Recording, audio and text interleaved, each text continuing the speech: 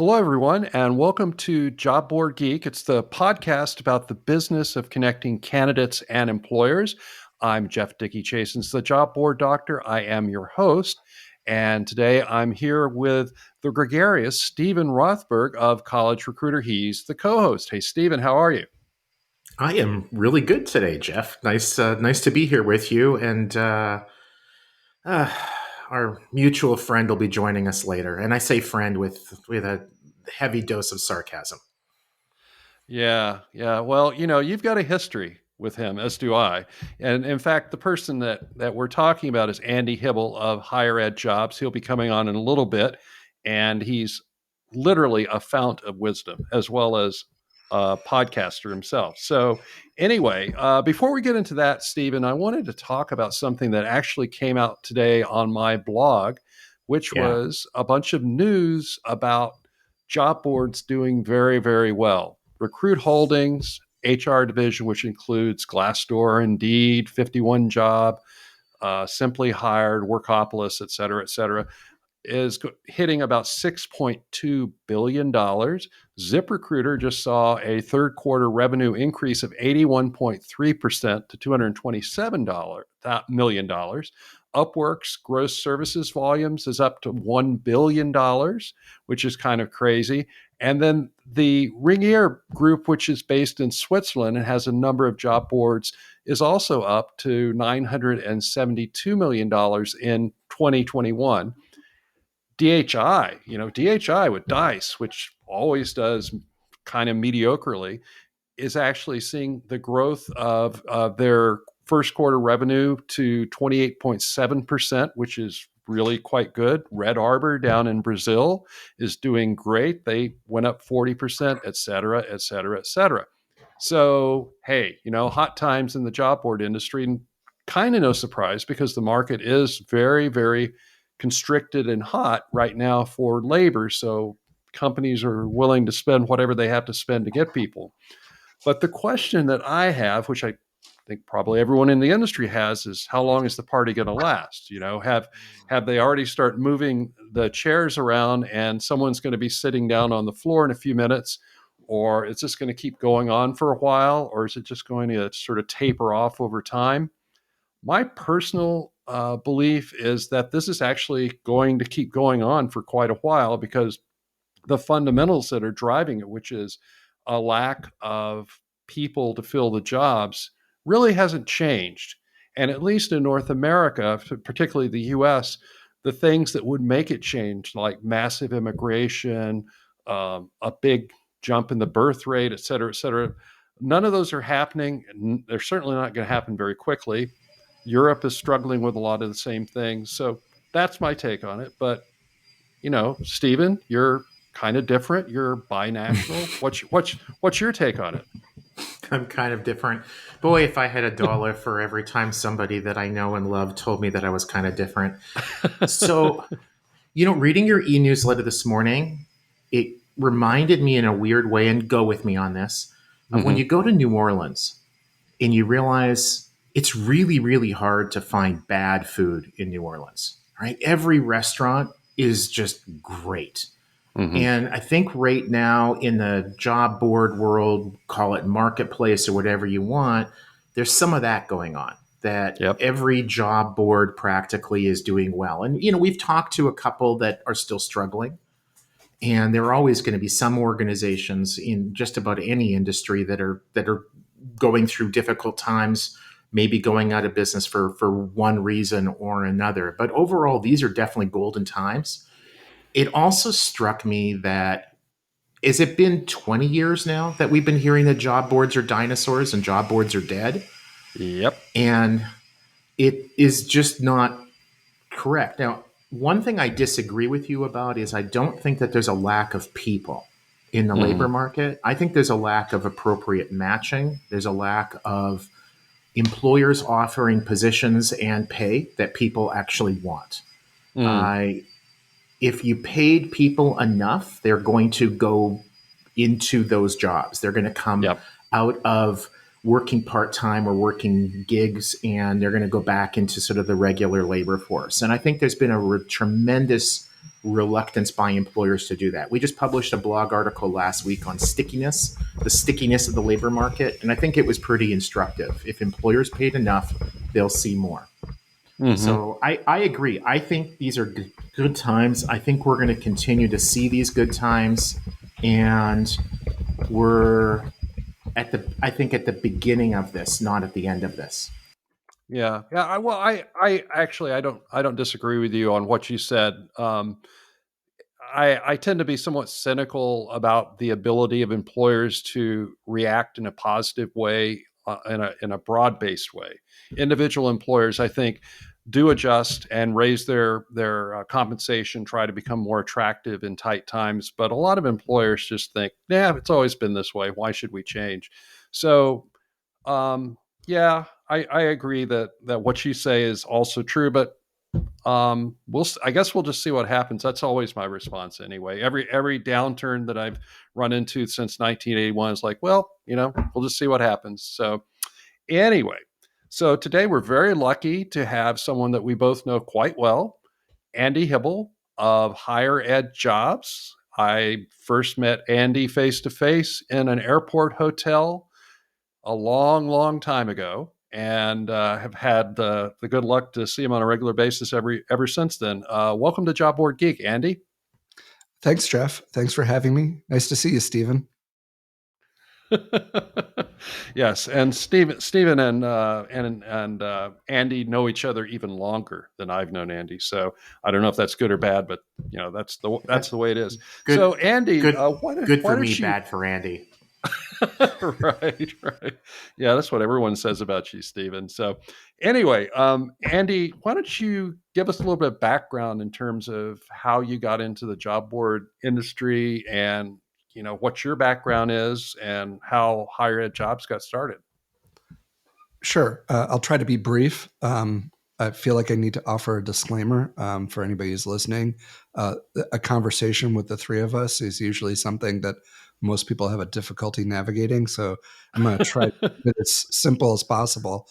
Kind of the best way to describe my career path would be I'm an estate and tax lawyer. That's my training. I'm an accidental entrepreneur. That's where HigherEdJobs comes in, and I'm an extremely reluctant podcaster. So that would kind of give the trajectory of my career. But basically, I was working at a Big Ten university along with my co-founders John Eikenberry and Eric Blesner, and it was the mid '90s. We all had a rough time finding our first position in higher education, working in fundraising. And we set about trying to find a better way to find a job in higher education. Didn't necessarily think it was going to be something that would become our lifelong careers, but thought it would be something that would be nice supplemental income to our professional positions. And here we are 26 years later, doing the same thing. Yeah, it kind of took over your life, didn't it? Yeah, very much so. Yeah. Well, so why don't you tell us a little bit? I mean, the name of your site is pretty self-explanatory in some ways and not totally in others. Why don't you tell us a little bit about who HigherEdJobs targets and sort of give us a feel for some of the services that you offer? It's actually interesting, as Steven and I have met many people simultaneously over the years, and lots of times people get confused what College Recruiter and HigherEdJobs do. Mm-hmm. And while we both might be on campus, to say that we're both on campus is about where the similarities end.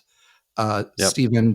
Steven's audience is working with college students. We're working with the faculty and staff that serve those students. So we're looking at anything from a professor or any sort of academic position to anything that's administrative. So right now, I was with a number of university presidents. For the first time in 26 years, we're talking about a lot of infrastructure and physical plant employees, just getting people in those seats. There's not been a lot of instances where universities have been concerned about recruiting positions that would traditionally be filled with good talent relatively easily. It doesn't usually reach the president's office. Now it has, but people are often surprised to find out that we also have those positions. Yeah, that makes sense. And in fact, I live in a small college town, and normally the college that's here has their pick of people that want to work there, and they're struggling. I mean, when you see Yeah. the list of people they're looking for right now, it takes up most of a page. So, And I think particularly, and I'm really proud to be a part of this community. When you look at equity issues through the pandemic, there's been a lot of questions of what can be done, how it can be done thoughtfully, how can we bring folks in, and between the challenges in recruiting throughout the university, combined with the change in how a lot of folks are working on campus, but also the way a lot of folks are still working the same way throughout the pandemic, it's actually been a really difficult a time to lead for a lot of academic leaders to figure out how to appropriately address kind of all the challenging and competing in some ways missions of what the university wants to accomplish and the type of organization it wants to be, and that's definitely been a challenge over the past couple of years for a lot of colleges and universities. They're not immune to the labor force issues that are affecting the rest of the economy. That's interesting. For one of the many things that I really liked about Jeff's vision for this podcast, for the Job Board Geek podcast, was that he wanted to ask our guests to share information about their business models or practices that were pretty different or unusual, at least. And one of the things that I've seen over the years from talking with you, Andy, is that HigherEdJobs has, and I believe you call it your labs, kind of like this other way of experimenting with maybe a new pricing model, new technology, a different approach to serving your customers. Maybe you can share with our listeners why you have a lab rather than just throwing stuff up onto the main site, pros and cons to doing that, because I do think it's fairly unusual. And maybe before I do that, maybe laying a little bit of a foundation of how we operate, because I think we operate very similar Sure. to how we operated back in 1996, which is now extremely different from how a lot of other folks operate. We're more of a job board in the sense of we're pay per post, and we do not aggregate jobs, we do not broadcast jobs. What you see is an infrastructure that is its own. That there's the number one reason for that is our model has worked. It's traditionally delivered quality candidates to our employers, and that's been kind of a cornerstone of our success. At that cornerstone, we have an unlimited subscription where we have 1,200, 1,300 colleges and universities that are subscribed on an annual basis to post as many jobs as they can for a single price. And that's kind of been our model that kind of drives our content, drives our engagement with our employers, and in turn also drives our engagement with our broader audience of job seekers and people in higher education. With that, we kind of go about things a little bit differently. When we look at the model and trying to explain to our customers how it works and why it works, and we've had good success doing that. So if we're trying to do something a little bit different, universities tend to like to stay with the tried and true. And people who are looking for jobs at universities tend to want to have their needs catered to kind of the little bit different of a job search and a little bit different of a career experience that they have as opposed to the for-profit world. So Mhm. when we start looking at things that change from that basic model, what we're trying to do is find places where we can add value to our core model without kind of upsetting any of those fundamentals. So we'll try different ways of going about that, and experimenting that way. Some work and some produce some benefit to us and to our audience. Others don't, and it's done so in a safe way. To be honest, at least for me, after 26 years of doing it, it also kind of keeps some of the work interesting. We work with Mhm. between 4,000 and 5,000 universities a year. That a lot of universities to have specific needs for, and for what we do in our day to day, it's a pretty big task to accomplish year after year. Well, Andy, one of the other things that I know about your organization in terms of how you guys function is on the leadership side. You actually have, for all intents and purposes, three leaders, the three founders. And it seems like that's a huge plus in a lot of ways. And sometimes it's not such a huge plus. You want to talk a little bit about that and how it ended up that way? Yes, we have a polygamous leadership model. It's a different way of going about it. I think for us it works well. Mm-hmm. I think from a creative standpoint, having all of us with equal voices, but very different voices, it really helps us come at a problem in a very different way than a lot of other leadership teams might do it. And I think that's been a big source of our strength. On some of the management issues, and I'd say it's just a handful, it can prove challenging, but I'd say at this point, we have a pretty good sense of how we'd like to manage collectively, where we have a comfort level doing things. And it's worked well. What I would say is Eric's the youngest of us, quickly pushing up against 50. It's very different than managing a job board in your 50s as compared to your 20s, particularly when you still have some visions of yourself as a 20-year-old job board owner. But I would say, for the most part, the wisdom that comes after these years has probably also enabled us to be able to kind of get through some of those places where it's harder with that model to manage. I think you'll probably also address that while I'm here in Chicago, John and Eric and their teams are out in State College, Pennsylvania. We're 600 miles apart. That happened in year 2 of HigherEdJobs. I moved to Chicago, got married, not moving back to State College when the business kind of took off. And we've worked through it. So it was kind of weird when the pandemic hit. The idea of working away from each other really wasn't hard. I see John and Eric regularly, but it's not like I walk into an office with them every day. So I think that was actually a lot of practice for being able, when March of 2020 hit, for us to be able to pivot and just kind of be okay with it. We use a lot of the tools between the three of us that now the company was using on a regular basis. So you mentioned the pandemic, and I'm kind of curious. We've asked this to a lot of the guests that we've had on about in terms of the effect that the pandemic had. What did it do for higher ed jobs? I mean, was it short-lived, or was it something that was more deep and systemic? I think a lot of universities right out of the gate thought, hey, we're going to be back on campus in 6 to 8 weeks. We can deal with this recruiting thing later. Mm-hmm. And that was a very, very, very disconcerting feeling for us. I don't think we reached complete and total panic mode, but it did produce a lot of consternation. I think we quickly saw our so university budgets are usually renewed as of July 1st, the vast majority of universities. And so much of those subscription renewals are actually geared with the fiscal year. So with those subscriptions, we knew come mid-May to beginning to mid-July, we had a large number of subscriptions that were coming due. And that was kind of our stress test.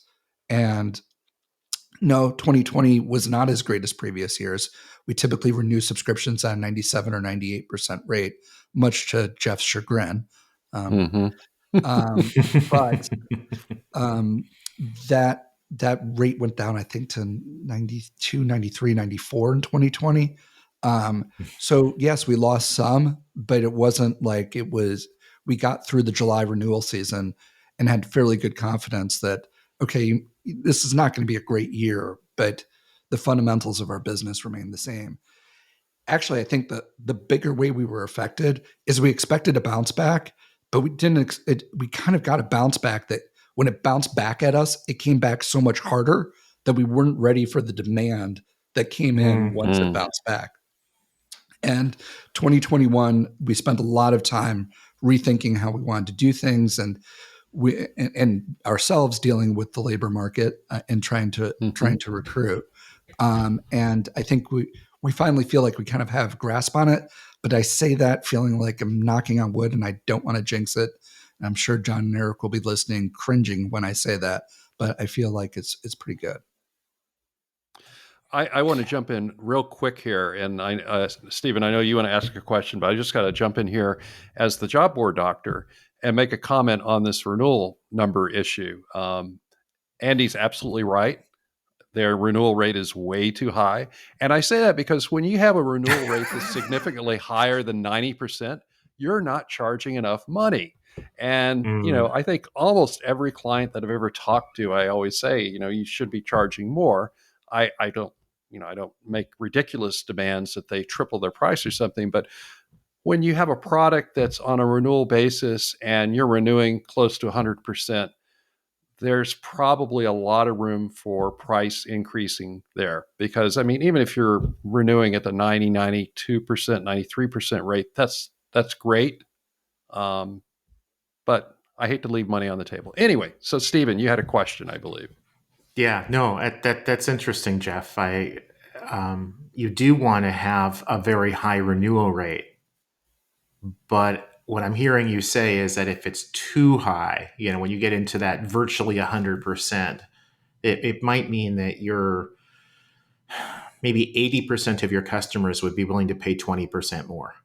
Exactly. So you end right. So you end up with a lot more revenue. I think what job board owners need to also take into account is it's not all about the money, right? Mm-hmm. I think that perspective is from a financial statement perspective. What does our income statement look like? What does our balance sheet statement look like?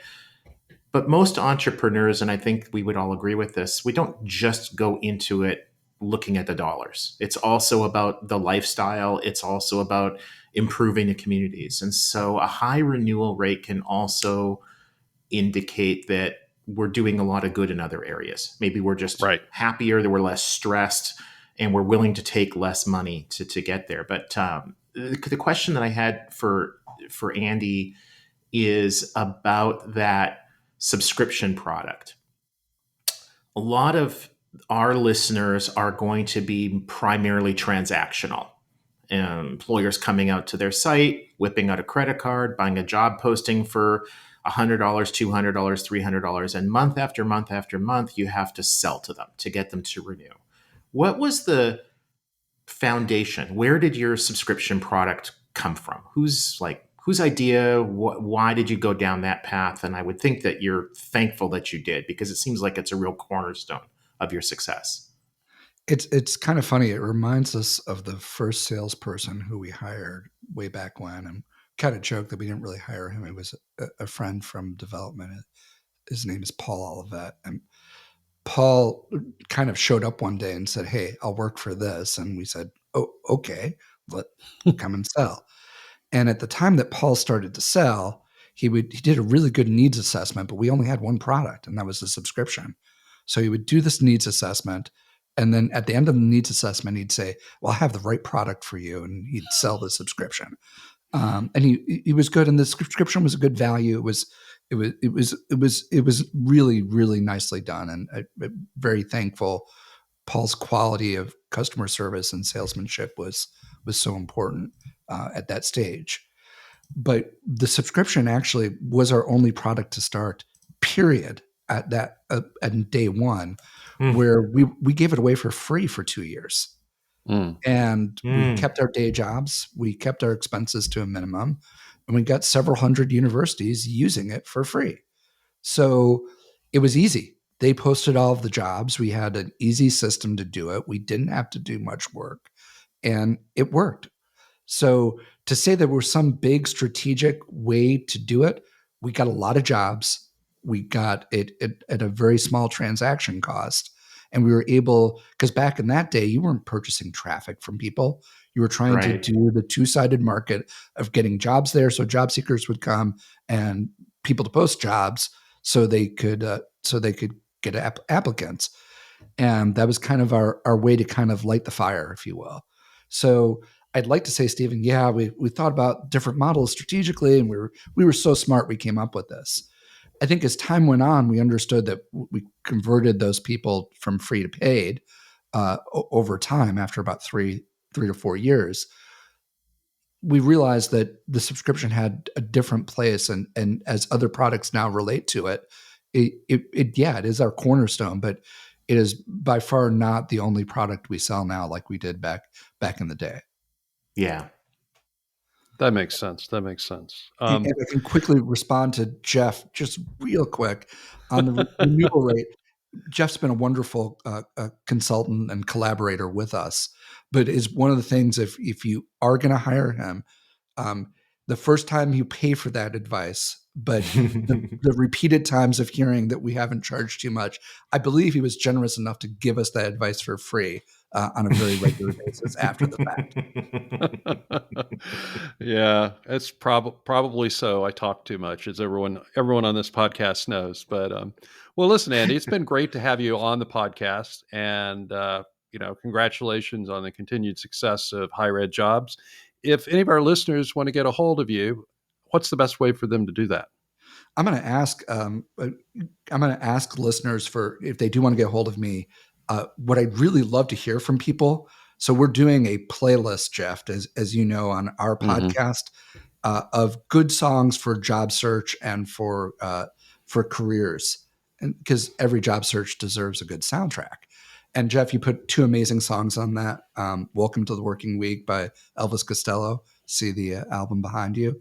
And then also you put Career Opportunities by The Clash. Great song. But if people have songs that they think we need to put on that list, please, love to hear from you. Reach out to us at podcast@higheredjobs.com. Let us know what you think. And if you're looking to reach me, that podcast email actually goes to me as well. So I'll be able to pick up whatever you want to send there. But really appreciate being on here. Always love getting time with the two of you, and appreciate that you guys are creating the time to put this podcast out, because I think it's of a lot of value. Well, thanks, Andy. I appreciate that. And yes, definitely check out their podcast. Andy has done some good things on that. In fact, he had me on the podcast. I'm not going to say that was the best episode yet, but it was one of the best. So anyway, thanks for coming on. And Steven, if anyone wants to get a hold of you, how do they do that? Well, they're definitely not going to do it at a Chicago Blackhawks game, because that would be really painful for me to be there. And that's another story. Just Google Andy Hibel, Steven Rothberg, Chicago Blackhawks, and you'll see what I'm talking about. But they can email me, steven@collegerecruiter.com. And 100%, our listeners should also be subscribing to the Higher Ed Jobs podcast. The content is quite different, quite complimentary. And I find that 90% at least of what you guys talk about on there is not strictly about higher ed. It's about, finding a new career path, or interviewing, or if you get ghosted. And these are issues that exist in all industries. But you guys do a fantastic job, Andy. Thank you. Thank you for that, and I mean, the team is fantastic. Kelly, Mike, and Monica, we really put our heart and soul into it. So I really appreciate that. Yeah, and I have to say that the recording quality is better than JobBoardGeek. So, but we're trying to get better. So that's it for today's episode of JobBoardGeek. Please be sure to subscribe on Spotify, Apple, whatever particular feed that you particularly like, because we're on them all, as far as I know. My name again is Jeff Dickey-Chasins, the Job Board Doctor. You've been listening to the only podcast that focuses on the business of connecting candidates and employers. That's it for today, and we'll see you again next time.